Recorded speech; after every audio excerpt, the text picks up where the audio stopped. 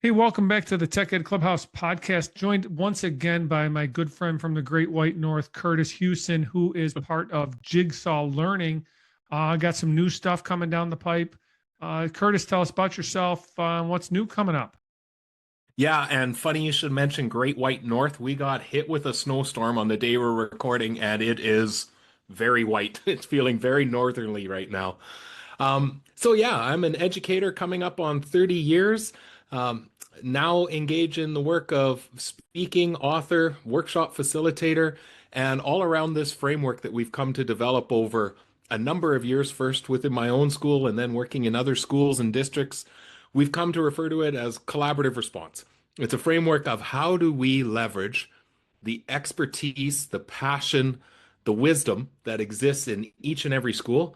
How do we leverage it to its utmost to support kids in the best that we can, moving from away from those are your kids and these are my kids to they're ours, and collectively, how could we be responding? And a big part of that is how we set up different layers of collaboration. And I'm super excited today, Dan, to talk to you about a new book we have coming out that talks about one of the meeting structures within that overall that we've found to simply transform how we go about our work as professionals supporting kids. Yeah, definitely. I mean, and I think that is kind of where I see some education going in that regard. And I was spoiled as we talked about last time you were on the show.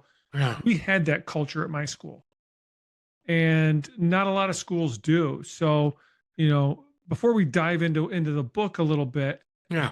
what are you seeing in schools? And maybe the Canadian, obviously the Canadian schools. I don't know if you get across the border into the states or not. But what are you seeing that precipitated that brought this up? Absolutely. So it's funny you mentioned the border crossing there. This is not a Canadian phenomena. I see it throughout the US. We've worked with schools throughout Australia, Iceland. I have other people that connect globally, and a lot of the same things. We've got wellness concerns that are coming up for our teaching staff. The classroom complexities are just seeming to grow. It doesn't seem like we have enough resources to be able to really respond to needs of students. And I think this requires us to think differently.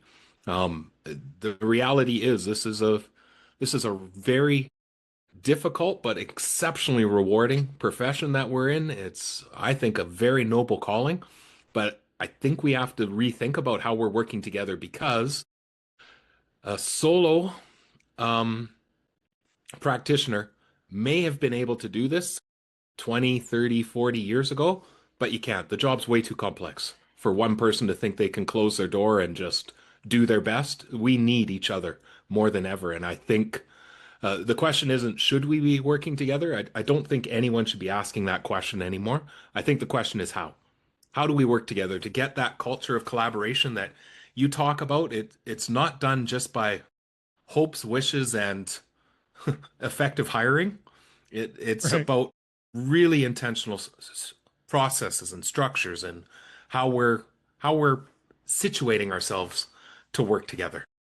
Yeah, and I think that's where with information, this is kind of, one of my other little things, and I think this fits in very well with where information is not the premium that it was 5, 10 years ago. No. More so the skills, the durable skills I call them. I heard that some phrase somewhere, the collaboration, the critical thinking, the creativity, and all those things. That's where I think the power of school lies, Yeah. and I think that's what you're getting at and getting that workplace mindset too. Yeah, absolutely. And trying to set ourselves up in a learning organization that benefits students, but also benefits every adult. And in a learning organization, we're constantly challenging one another. We're constantly sharing what we're doing that's working and what's not. We're reflecting on what doesn't work and why doesn't, what adjustments have we made.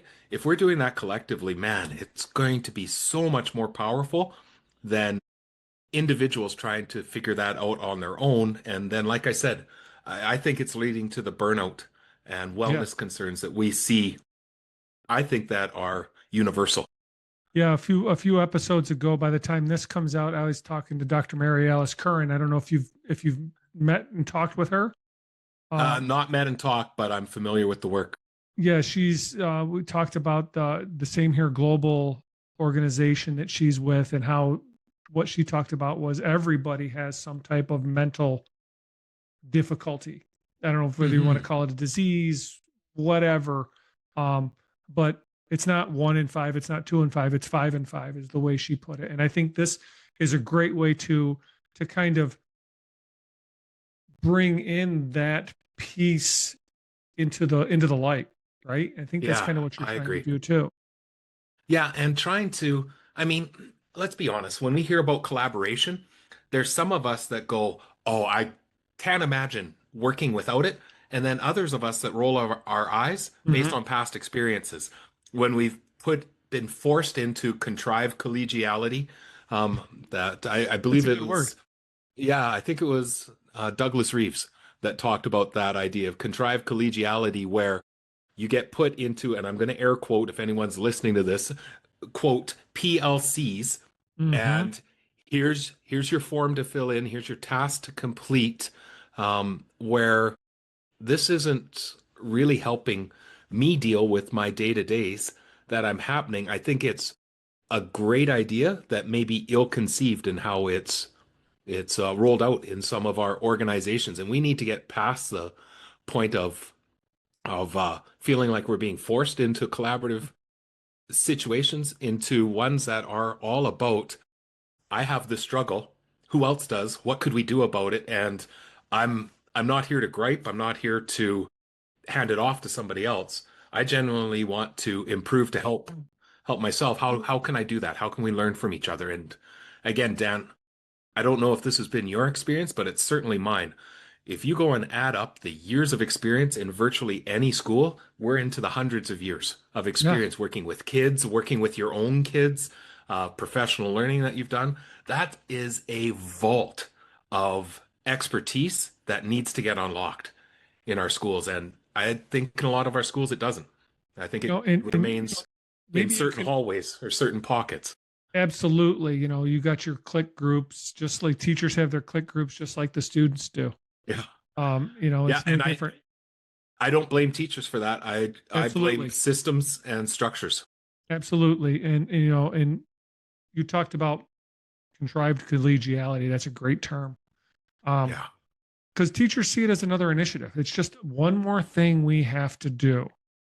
Oh great, I gotta do collaborative response. I gotta put some things together. I Yeah. gotta sit in a in a meeting for at-risk kids or kids, whatever. It's just something more I gotta do.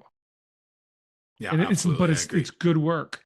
I mean, it's good work that you're doing there. Well, and I believe, Dan, that and we're going to talk about some meeting structures here. Whenever I hear somebody say, "Oh, could we just do away with the meetings?"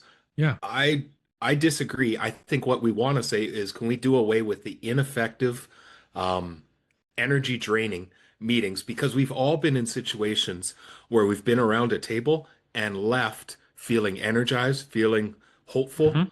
feeling like, oh my goodness, that was an incredible 40 minutes of my time.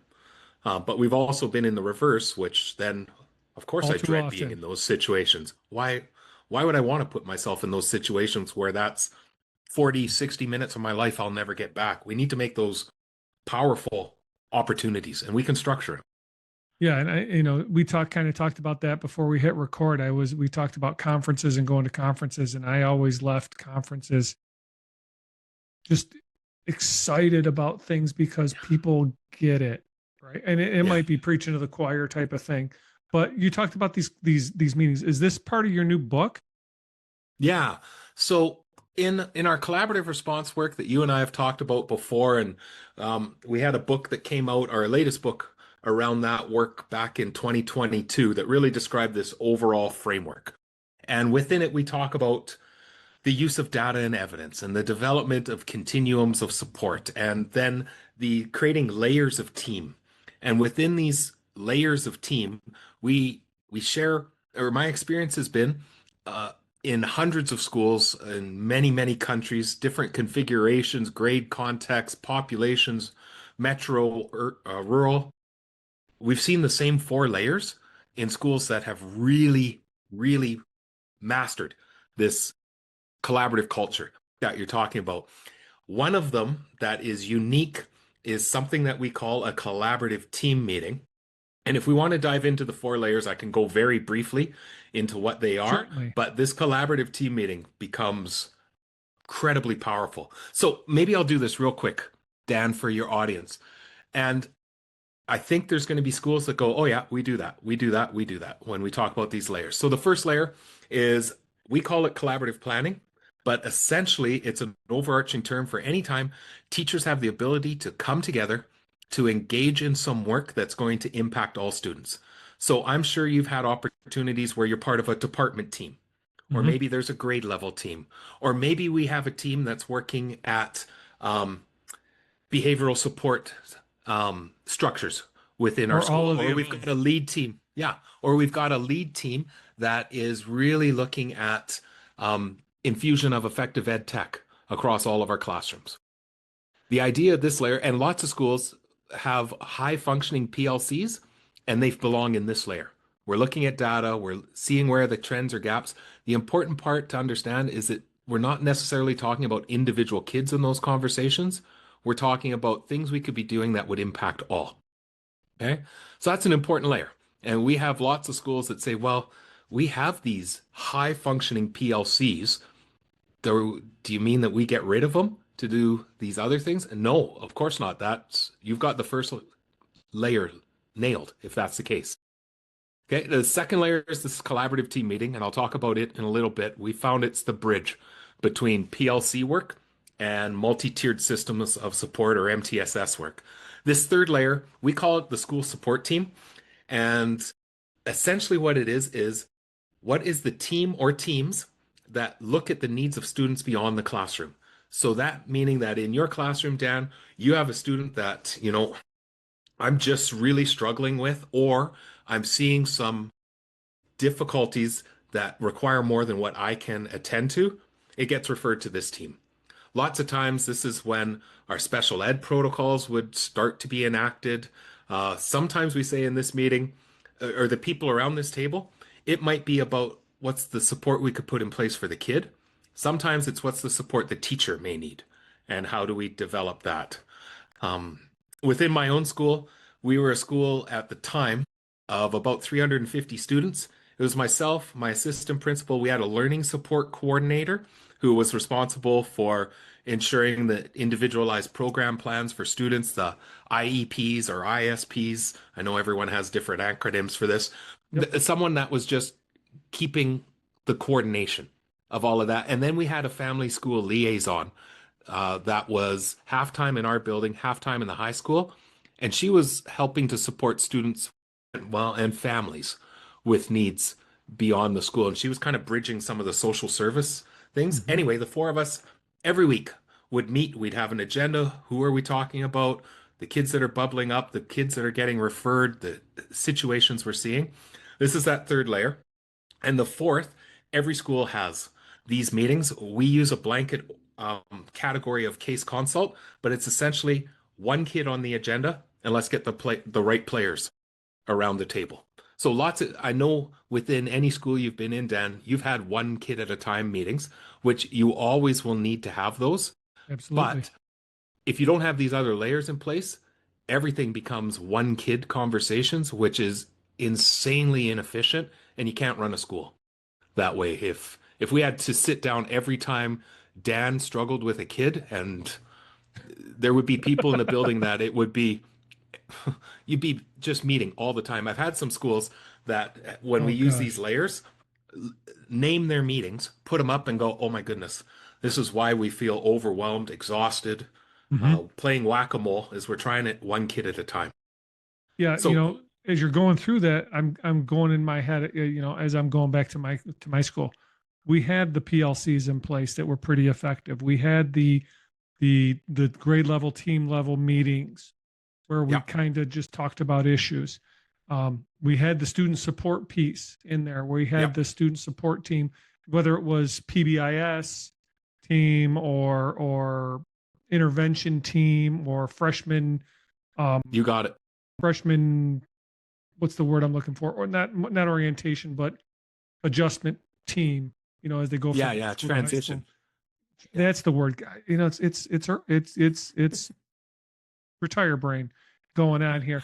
And you're saying all these things, and I've seen those things in practice, and I Yeah. know they work, and especially if you have the right people in those roles that are there not to just collect a paycheck too. Yeah, and that's why individuals who are listening to this or watching are the same as you, Dan, that say, okay, I can check the boxes for what Kurtis is describing so far. I can envision Mm-hmm. layers at each of these. The introduction of this um, additional layer, it's usually between the PLCs and the school support team.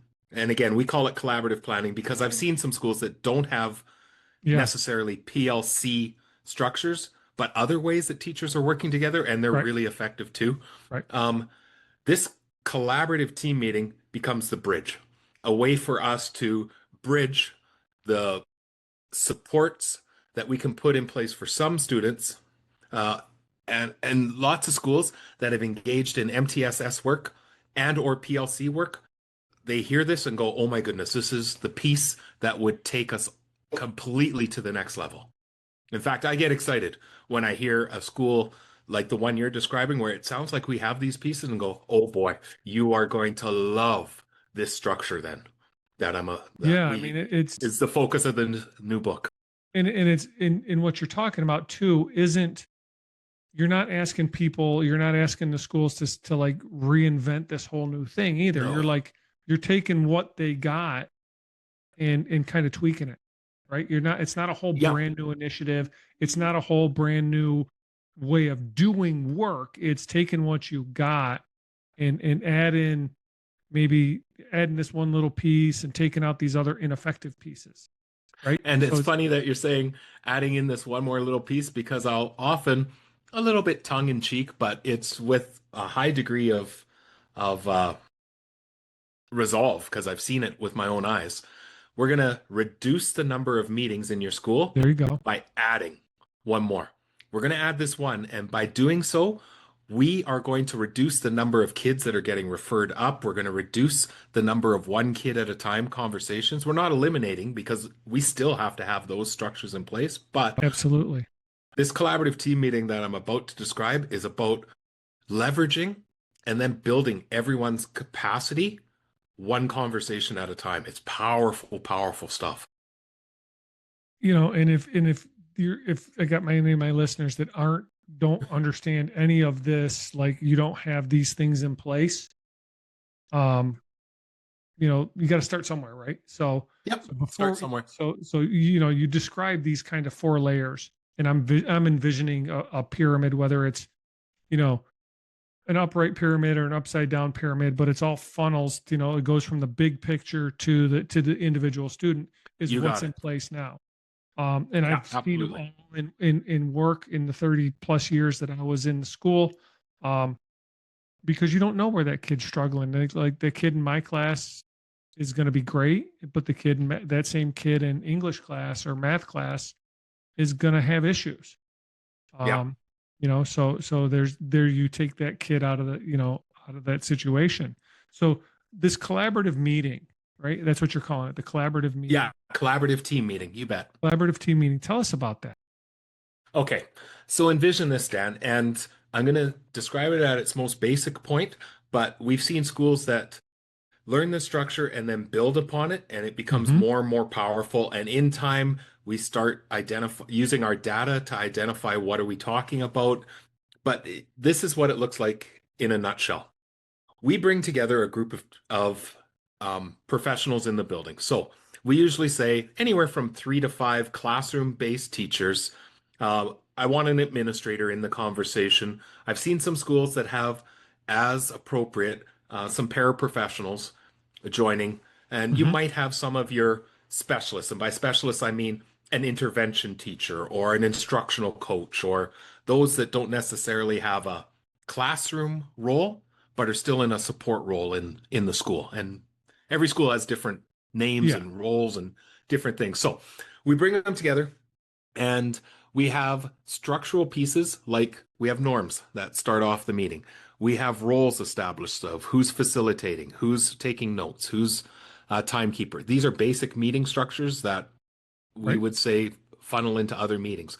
And we start in this way. We say, all right, let's go. Our focus today is student engagement. Dan, what's a celebration that you have for a student? And you don't have to think on the spot because you've completed a pre-meeting organizer. You've done the work before you get in. And by work, I don't mean another 20-minute make work project.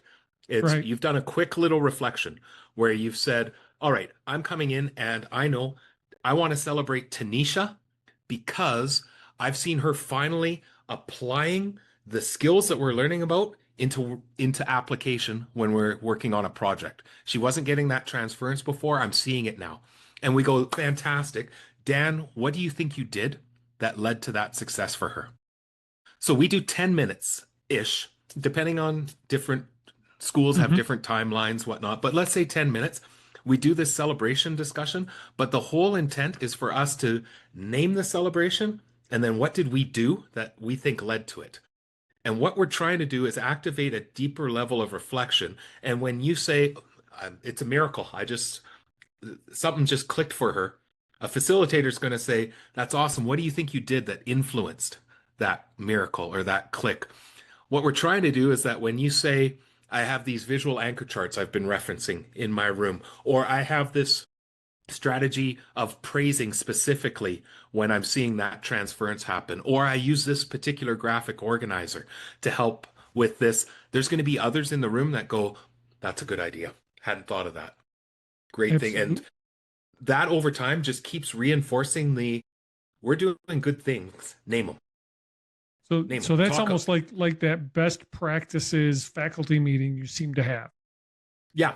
Yeah. And so we start every meeting with that celebration point. And again, the whole point is we're forcing you to reflect on your toolbox that you think are having impact, but others in the room are hearing your strategies.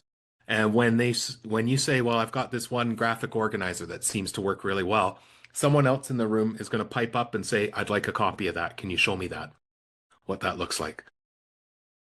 This is how we start. And then this is the game changer. We move on to key issues. So what this means is we might have 30 minutes for this part of our agenda, and we split it into three 10-minute segments to say we're going to focus on three key issues. Now, we go back to a teacher who's already had a chance to think about this on their pre-meeting organizer, and we say, Dan, I know you have a student in mind. Don't say their name.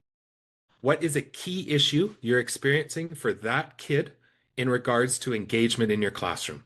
Now, in time, we start to say things like, what does your data suggest we would look at? And in time, Mhm. we've practiced what are things in our locus of control, what are not. When we first start, you may say, I have this student, and the key issue is attendance. They're not getting to school frequently enough. Okay, that's largely out of your locus of control. In time, we start pulling those off this conversation. That's going to go to one of our other layers of team.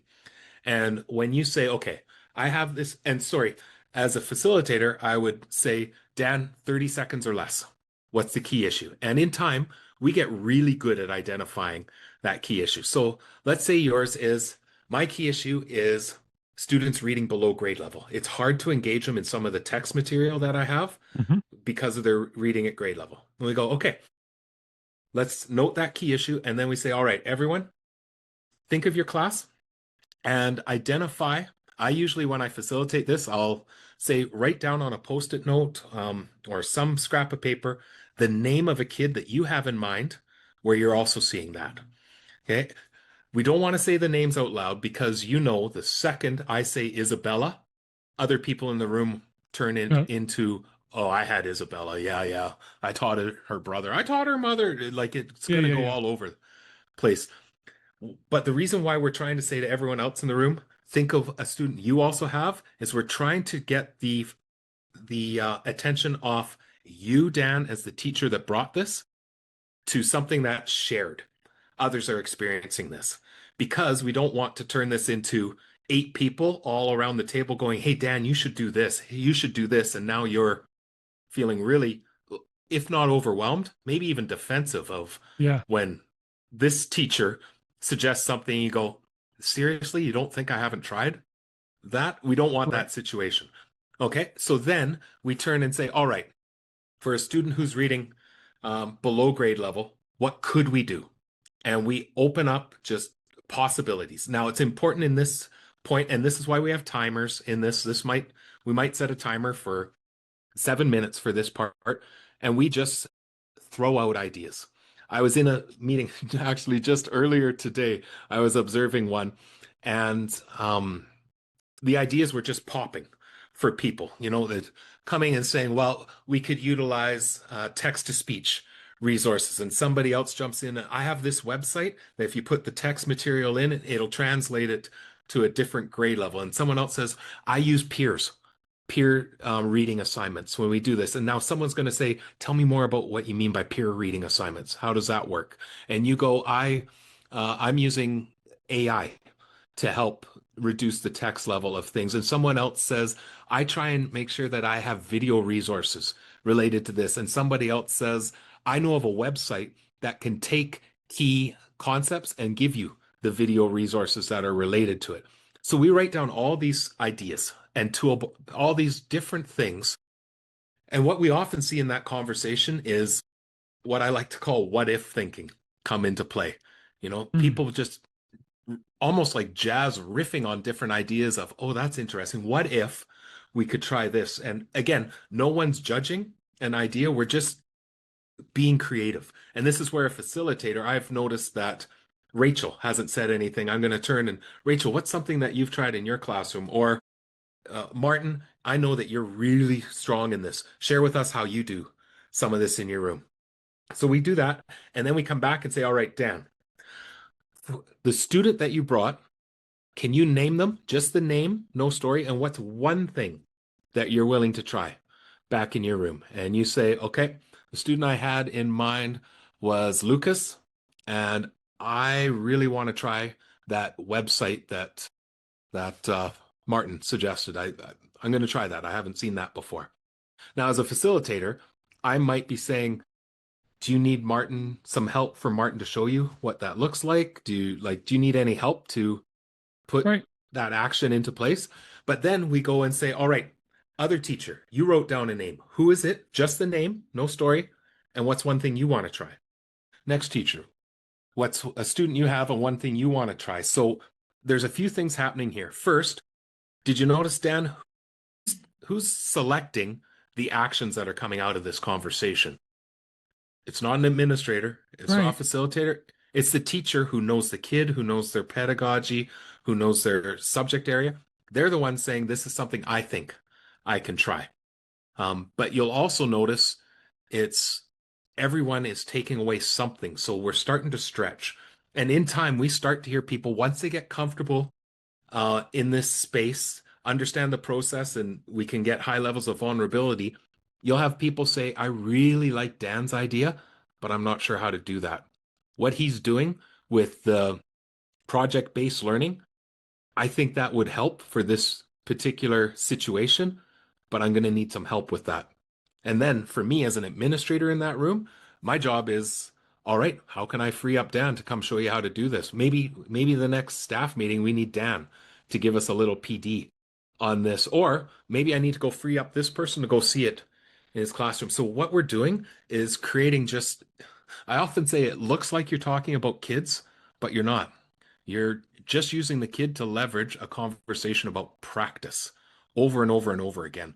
And through this, the other principle that's happening is we are actualizing universal design for learning, so that I would like to try this action for Daniel, even though the action might be something that's more universal. I'm going to try some project-based learning activities in my classroom because I think it'll help Daniel. Well, actually, that's going to help lots of kids, Yeah. not just Daniel. The idea intended for one, good for all. The meeting structure transforms the way we talk in our schools, the way we support one another, and all of a sudden, Dan's been in 2 meetings talking about the project-based learning that he's doing in his room. I'm going to go reach out after school and have a conversation with him because I'm interested. And I had no idea that he was doing this in his room because he teaches up on the second level and I'm down on the first. I don't see it very often. Lots of stuff in there, Curtis, and my mind is just spinning with this too, because like what you just said, teachers in silos, right? It gets the teachers out of their silos. You didn't put it in this way, but you're in your It is. classroom and you're like, I have my toolbox. This is what I have. And so many times over the 30 years I was in the classroom, we had PD days or faculty meetings where we shared a best practice. But there was no, what I think you're adding with this, and you can correct me if I'm off base here, you're adding the value of, I have seen this work for this situation. A kid that's really reading below grade level, which unfortunately all too often is the case anymore. How do I get engagement? Like true engagement, not like compliance engagement. How do I get, Yeah. because that's one of my little philosophies is compliance isn't engagement. Just because the kid's quiet writing things down in his notes or her notes, that's not necessarily engagement. Engagement might be this loud chaotic mess. Yeah. It could be a quiet And classroom. so here's I think is the difference. And let's go back to the reading below grade level. I think any educator who's sitting here has been in a PD session about how to Mm-hmm. differentiate Absolutely. students in reading area, but there may not be the application level that comes in Yes. this meeting. So essentially, I often like to think that the collaborative team meeting is a bunch of little mini PDs because I'm walking away saying, I'm going to try that one thing for Daryl. And that makes a difference. Instead of walking away and saying, yeah, I'll commit to trying this thing. When I say I'm going to try it for Daryl, because there's another human being attached to it, I'm trying to do this because I care about the success of these kids. It Right. just puts a different level to it. And what I just mentioned, the whole ethos is everyone's committing to try. The thing that you said you'd try, it might not work, but that's Right. okay because Right. it's a learning process here for us. And again, I think we could go out and plan all of these PDs where we bring externals in, but I Mm-hmm. don't think it honors the internal capacity that's in the school. We have experts all over our building. How could we learn from them? And this is kind of one of my things I've been working with in my head since I got back from FETC in January was this whole, you know, I'm calling it the unscripted teaching project, where it brings back that professionalism. And I think what you're talking about brings back the reason we all got into education. It, br- 100%. it brings back that ownership of the learning and lets you be a teacher, not read a script, not read a not go coverage. And I love the words there that you're using because we one of the core messages of that collaborative team meeting is everyone around this room is an expert. Mm-hmm. Let's acknowledge that first. Everyone has expertise, and I don't care if you're a paraprofessional, if you're in your first year of teaching, if you're a 30-year vet, if you're the inclusion coach in our building, everyone has expertise, but every one of us is a learner. No one has this completely figured out. Um, and no one is a master of all. We all have something that we can learn and contribute. And this is where the professionalism, essentially, we're empowering the adults to be able to say, this is something that I'm struggling with. And I'm not saying it to gripe or to hand it off. It's, I legitimately want to learn from others who have also had this concern. And the fact that nobody in this meeting is saying, okay, from this list, Dan, here's the three things I want you to do. Right. You're saying, this is what I'd like to do. It's one little Uh, thing. It's one little tweak. It's one. yeah. It might And grow into 75 different things, but we're starting with a little mindset yeah, shift. We're starting with a little pedagogical shift. We're starting with a little tool to use. You're not yeah. asking this And giant change. we might have brainstormed 15 or 16 different Right. strategies, websites, resources, but no one's saying you have to do all of them. What's one?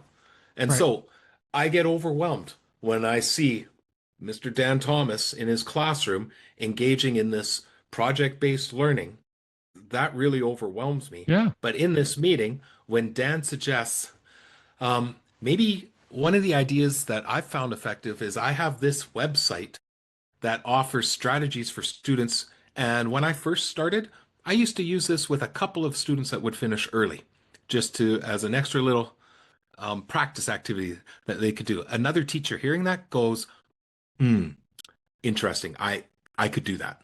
That, that's not stretching me so far that I'm overwhelmed, but I'm going to take that first little step, like you said."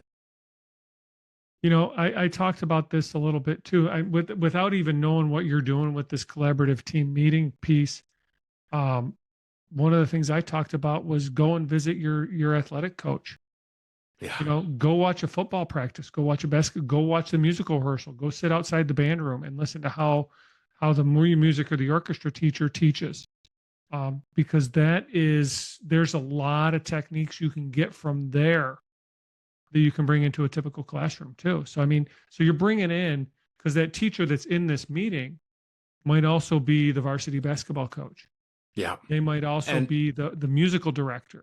So they're bringing in things that they see that they use to build cohesiveness and team growth as well. So do you start yeah, these small teams with, obviously you start with the willing, I'm assuming, right? You start with people like yep. that want to get in. You Yeah, don't you don't absolutely.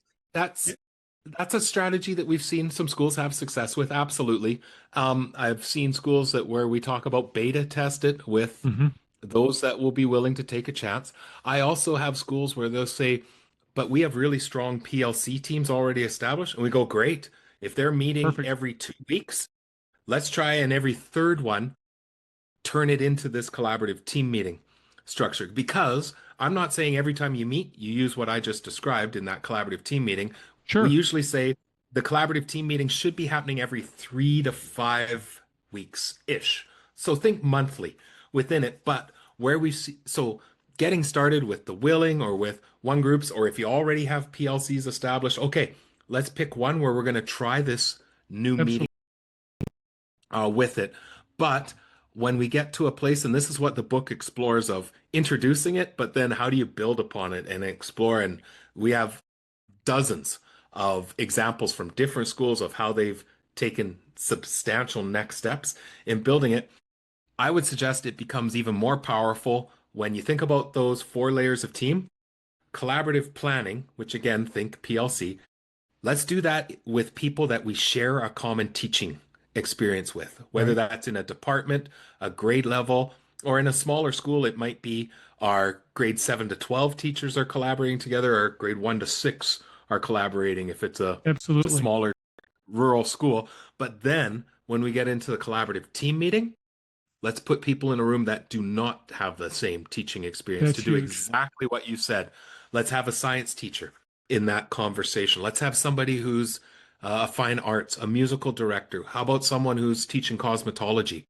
Because when we come up with the key issue of student who is reading 3 grade levels below, we're all experiencing that in our different ways. I would love to know from the foods teacher, how do you handle it when you have a student who can't read the recipes that are being put in place? I would love to hear from a football coach.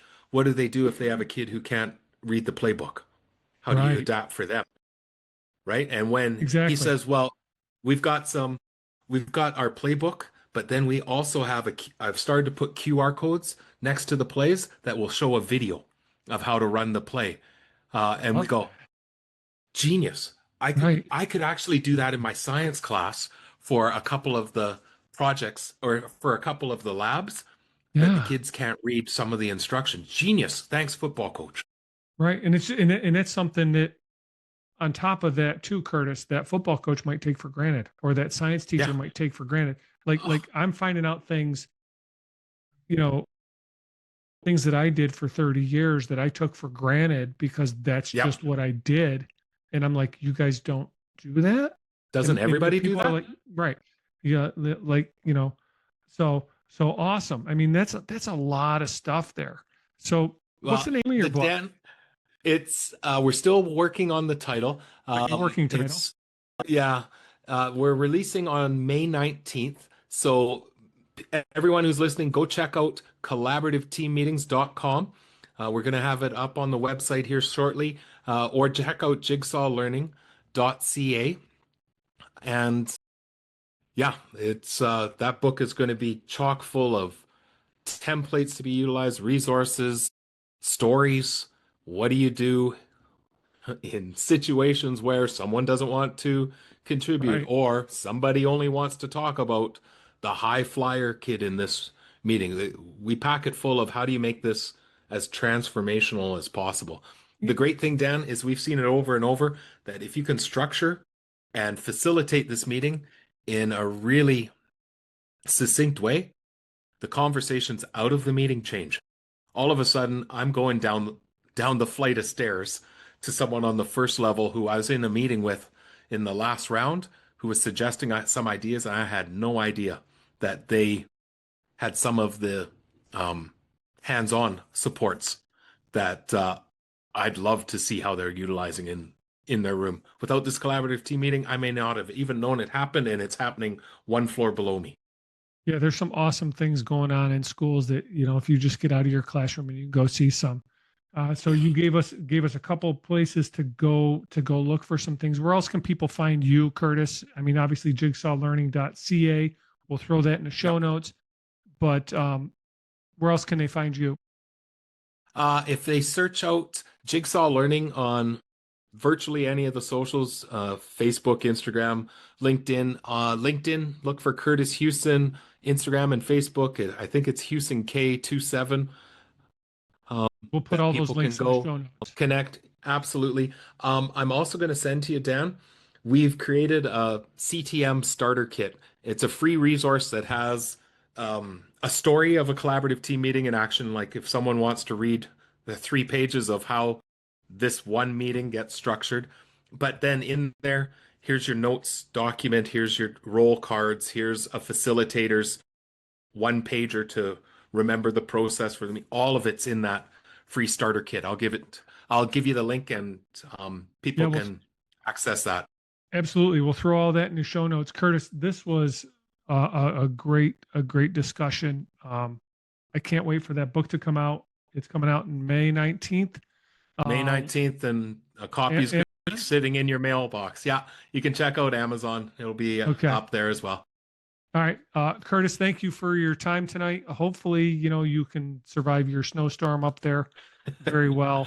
And I mean, I know we're used to it up here in the north, so Yeah, we'll be out on golf courses before you know it, my friend.